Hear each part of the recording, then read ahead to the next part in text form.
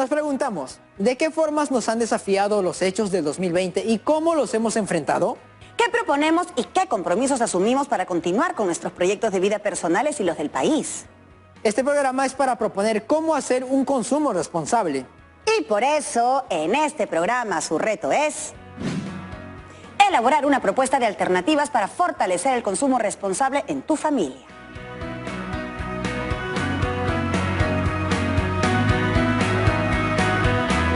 Tu producto será un insumo para que redactes tu crónica del año 2020. Y este es el momento de llamar a la profesora Jessica Arámbulo. Hola Stephanie, hola Junior. Y un saludo muy especial para los estudiantes de quinto grado. De todas las promociones de los colegios de todo el Perú. Con ustedes analizaremos algunas prácticas de consumo del año 2020 y los desafíos que tienen nuestras familias para satisfacer sus necesidades y a la vez proteger su salud y economía. Para lograr su producto en este programa deben tener en cuenta los siguientes criterios. Analizar las relaciones entre las necesidades del consumidor, los productos y servicios ofrecidos y el papel del Estado en el mercado. Evaluar los riesgos del consumidor en el contexto de la pandemia. Proponer alternativas para un consumo familiar responsable, considerando los derechos del consumidor. Plantear prácticas de consumo que protejan la salud y economía familiar. Para cumplir tu reto es muy importante que identifiques los momentos que marcaron la vida económica de tu familia durante el año 2020, para luego preguntar, ¿qué prácticas de consumo debemos mantener? ¿Cuáles debemos cambiar? ¿Qué necesito yo saber para proponer alternativas que fortalezcan el consumo familiar? Ahora sí, vamos con todo, chicas y chicos. ¡Comenzamos! Recuerden que el reto de hoy es proponer alternativas para fortalecer el consumo responsable en su familia. De hecho, eso tendrá que ver con la planificación de la economía familiar, ¿verdad, profesora? Así es. Para iniciar, veamos algunas definiciones. Las de ahorro, oferta y demanda agregada. Ello nos permitirá comprender mejor los factores que intervienen en la planificación de la economía familiar. Profesora, por favor, ¿cuáles serían esas definiciones de los términos que nos acaba de mencionar? El Banco Central de Reserva en el año 2011 los definió de la siguiente manera. Ahorro interno. Es el ahorro generado por los residentes de un país o de determinado territorio. Oferta agregada. Es la oferta total de bienes y servicios de un mercado.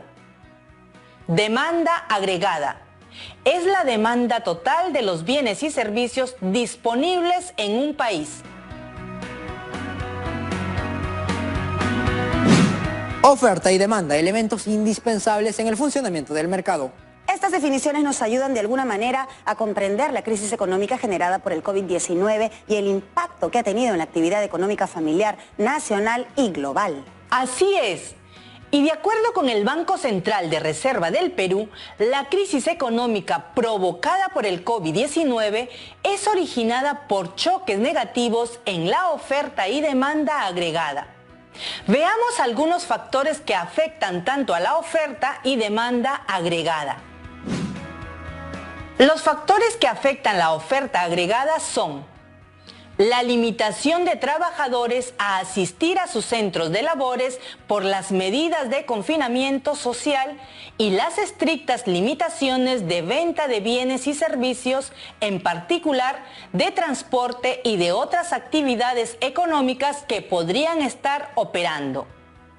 Los factores que afectan la demanda agregada son la pérdida de ingresos de los trabajadores desempleados y de los independientes que no pueden realizar sus negocios cotidianos y las dificultades para adquirir bienes y servicios por las limitaciones en la movilidad de las personas, en algunos casos incluyendo servicios de entrega a domicilio.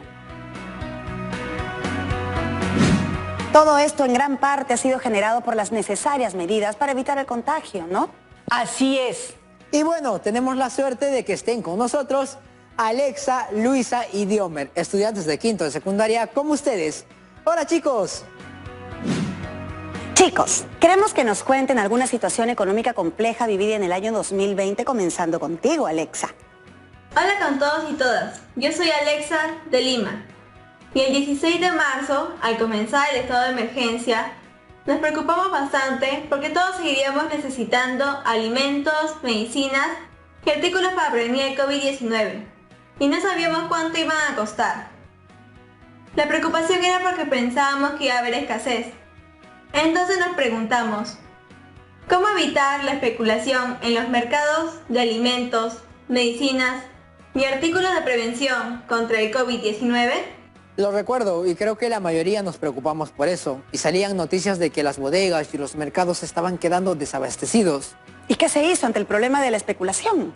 Bueno, para evitar que los comerciantes obtuvieran beneficios a costa de la necesidad de las personas como consecuencia de los constantes reclamos, en el mes de agosto se dio la ley número 31040, que modificó el Código Penal y el Código de Protección y Defensa del Consumidor respecto al acaparamiento, especulación y adulteración, quedando de la siguiente manera. Es prohibida toda acción de acaparamiento o especulación de bienes o servicios declarados esenciales en situación de conmoción, calamidad pública o emergencia en el tiempo y zona geográfica que así haya sido declarada por el Poder Ejecutivo mediante decreto supremo, siendo delitos económicos penalizados en los artículos 233 y 234 del Código Penal, aprobado por Decreto Legislativo 635. Como ciudadanos, para poner límites a la especulación en el contexto de la declaración del estado de emergencia por el COVID-19, por ejemplo, pudimos empezar manteniendo la calma. Claro, luego revisar las necesidades de la familia para adquirir bienes o servicios, a fin de ajustar nuestras opciones de compra a las necesidades reales. Dichas acciones responsables podrían poner límites a la especulación y a la vez proteger la economía y salud familiar. Y para comentarnos otra situación compleja en nuestra economía en este 2020, tenemos a Luisa de Huamachuco. Hola con todas y todos, me llamo Luisa y soy de Huamachuco. En mayo, mi preocupación y la de mi comunidad era cómo accederíamos a bienes y servicios de primera necesidad sin poner en riesgo nuestra salud. Muchos hemos realizado transferencias por celular o internet a cuentas bancarias. O hemos tenido que concurrir a un cajero automático. Por ejemplo, para cobrar el bono familiar o disponer de efectivo depositado por alguno de nuestros familiares. Pero muchas familias no tenían ni siquiera una cuenta bancaria. Y otras no sabían usar los servicios financieros digitales. Bueno, siempre podemos encontrar ayuda. Por lo general, ustedes pueden ayudar en ello y justo el proponer prácticas de consumo responsable es el reto de hoy. Es complejo, nos queda mucho por informarnos sobre el uso adecuado de los instrumentos y servicios financieros y más necesario aún en este contexto que debemos mantener el distanciamiento físico. Así es, Stephanie. Siempre el mínimo de contacto también con las cosas que uno compra. Al llegar a casa, siempre lavarse las manos al menos 20 segundos. Stephanie, ahora invitemos a Diomer de Lamas para que nos cuente otro reto económico de la situación actual. Hola, soy Diomer de Lamas y les contaré que por acá en el mes de julio pensamos en cómo hacer para ir a los restaurantes sin ir a los restaurantes. O sea, queríamos seguir cuidando nuestra salud, pero a la vez ir a comer lo preparado en el restaurante. Les cuento que el 7 de mayo, el Ministerio de la Producción, en coordinación con el Ministerio de Salud y el Ministerio de Comercio y Turismo Exterior, aprobaron las reglas para la entrega de comida a domicilio. Pero fueron pasando los meses y en el mes de julio, como nos cuenta Diomer, todavía teníamos dificultades. Creo que cuesta mucho seguir ese protocolo, más aún si no lo habíamos puesto en práctica antes. Pero si lo seguimos practicando cuando sea necesario, nos ayudará a seguir siendo responsables con la protección de nuestra salud. Chicas y chicos, recuerden que justo su reto de hoy es elaborar alternativas para fortalecer el consumo responsable en su familia. Siempre hay que pensar en la responsabilidad que tenemos en las prácticas de consumo, porque esas prácticas protegen a toda nuestra familia. Muchísimas gracias Alexa, Luisa y Diomer por estar hoy con nosotros y contarnos sus experiencias. Gracias a ustedes. Gracias Stephanie y Junior. Gracias, profesora. Gracias, profesora, Junior y Stephanie. Profesora, y en este difícil contexto, ¿qué se puede hacer cuando la familia contrae deudas? Justo sobre eso, en el contexto de la pandemia, en octubre se promulgó la ley número 31050, que establece disposiciones para la reprogramación y congelamiento de deudas. Siempre hay la posibilidad de contraer deudas, pero solo si es necesario. Y cuando aparece una situación de emergencia como la que vivimos, estas pueden hacer más complejo el problema.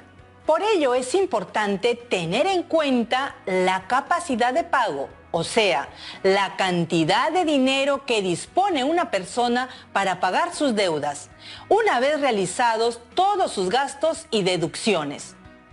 En una situación crítica como la que vivimos, es probable que las personas busquen endeudarse, suponiendo que ello ayudaría a resolver su situación económica. ¿Realmente se resuelve dicha situación? Veamos, respecto a las deudas, el cuaderno de trabajo para estudiantes de quinto, Finanzas en mi colegio, dice que una persona puede endeudarse demasiado por varias razones, entre ellas cuando el consumo es irresponsable o irreflexivo y se gasta más de lo que se gana comprando por capricho cosas innecesarias. Y también cuando hay mala planificación, si no se hizo un cuidadoso seguimiento de la deuda y de su efecto en el presupuesto personal o familiar. Para una familia es clave mantener el equilibrio económico. Según el Banco Central de Reserva, este se da cuando las necesidades se ven satisfechas por los ingresos generados. ¿Qué más ha hecho el Estado para ayudar a las familias, profesora? Mejorar la demanda. La demanda, o sea, darle a la gente más posibilidades de comprar. ¿El bono familiar? Se distribuyó bonos de ayuda económica a los hogares. En relación a esto, el Banco Central de Reserva dijo que las medidas del gobierno son útiles para enfrentar la crisis, ya que consisten principalmente en recursos directos de liquidez económica. El bono alivió en parte a muchos hogares. De acuerdo con una investigación del Programa de las Naciones Unidas para el Desarrollo 2020, elaborada a partir de la Encuesta Nacional de Hogares 2018, el COVID-19 es una amenaza de origen natural o biológico y las vulnerabilidades con las que interactúa a nivel de los hogares son de carácter social y económico. Las fuentes de vulnerabilidad de un hogar en un marco de condiciones sociales y económicas adversas pueden ser muy diversas, tal como se plantea en el siguiente cuadro. Está en vulnerabilidad monetaria aquel hogar que no supera la línea de pobreza monetaria total. Presenta vulnerabilidad alimentaria el hogar cuyo consumo de alimentos no supera la cantidad mínima de calorías. Presenta vulnerabilidad laboral aquel hogar cuya suma de ingresos laborales de los perceptores no supera la remuneración mínima vital por ley. Y en vulnerabilidad financiera están los hogares cuyos miembros no tienen ningún tipo de ahorro en el sistema financiero, en cuentas de ahorros, ahorros a plazo fijo, ni fuera del sistema financiero, como ahorros con familiares, panderos y ahorros en casa, etc.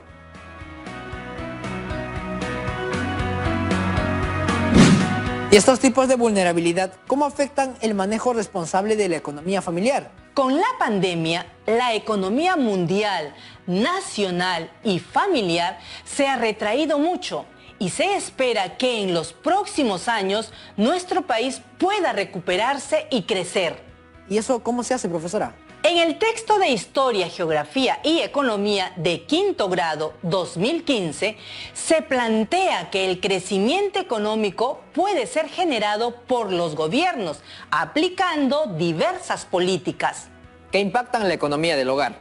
Por supuesto, y estas políticas son las siguientes. Fomentar el ahorro, la inversión. Aumentar la inversión en educación. Aumentar la inversión en investigación y desarrollo. Mantener la seguridad y la estabilidad política, social y económica. Estimular el crecimiento del empleo. desarrollar infraestructura tecnológica para la actividad económica. Y descentralizar la actividad productiva. Qué importantes procesos para mejorar nuestra economía nacional y familiar. Todo un desafío para nuestro país. Desde nuestras familias podemos iniciar cambios proponiendo prácticas de consumo responsable. Recuerden que en la formulación de los planes de manejo de la economía familiar se deberían tener en cuenta los aspectos sanitarios, sociales y económicos, siempre promoviendo el bien común. Interesante, las prácticas de consumo son responsabilidad de todos y ustedes, chicas y chicos de la Promo 2020, lo van a demostrar al alcanzar su reto. Profesora, las prácticas de consumo responsable son para mejorar nuestro nivel de vida y el de nuestras familias pese a la pandemia, ¿no? Así es, Stephanie. Y no solo mientras pase la pandemia. En realidad son para mantener y hasta mejorar nuestro nivel de vida siempre. Profesora, ¿qué otras medidas se han propuesto para manejar de manera adecuada los recursos económicos? Naciones Unidas plantea que se puede apoyar patrones de consumo sostenible que fomenten la reducción de desperdicios y de emisiones de gases de efecto invernadero. Hay una guía de consumo en tiempos de COVID-19 del Programa de las Naciones Unidas para el Medio Ambiente, publicado este 2020. ¡Ajá! ¡Qué interesante! Y respecto a la planificación de las compras, se señalan diversas acciones. Planifica tu menú para varios días y compra solo lo que necesites para facilitar que otras familias encuentren alimentos disponibles en el mercado. Opta por compras en línea, por computadora o celular y servicios a domicilio, si es posible. Entiende y verifica la información del etiquetado y organízate para consumir primero los alimentos que están próximos a vencerse. Adquiere frutas y verduras, aunque tengan imperfecciones. Opta por productos frescos, locales y de temporada. ¿Qué podrían hacer las chicas y chicos desde casa? Pueden plantear consumir alimentos saludables. Pueden cuidar el agua dulce que utilizamos en casa. Reducir el desperdicio de comida. Aumentar el consumo de proteínas nutritivas como legumbres. También ustedes pueden reducir el uso de artículos que vienen con demasiados empaques plásticos desechables. Asimismo, reducir el consumo de energía eléctrica en casa. De noche, apagando las luces que no están en uso. Y de día, abriendo cortinas o persianas para aprovechar la luz natural. Profesora, ¿cuáles serían las ideas clave que se lleva la promo el día de hoy? Un consumidor responsable es quien busca satisfacer sus necesidades y al mismo tiempo protege su salud, su economía y el ambiente, pensando siempre en el bien común de su comunidad y de las futuras generaciones. El equilibrio económico aparece en las economías domésticas cuando las necesidades de la familia se ven satisfechas por los recursos generados por sus integrantes. Muy interesante, profesora, como siempre. Y ahora me retiro, chicas y chicos, de las promociones de todo el Perú, despidiéndome de ustedes y de Stephanie Jr., nuestros amabilísimos conductores. ¡Hasta pronto! ¡Hasta pronto, profesora! Y cuídese. Bien, el día de hoy hemos analizado algunos procesos que influyen en la gestión de los recursos económicos y cómo desarrollar un consumo responsable en nuestras familias. Y ahora te toca a ti.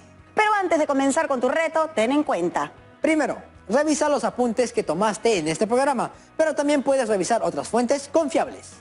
Segundo, puedes conversar con tu familia sobre los criterios que tendrían en cuenta para establecer alternativas de consumo responsable. Ahora sí, tu reto de hoy es elaborar una propuesta de alternativas para fortalecer el consumo responsable en tu familia.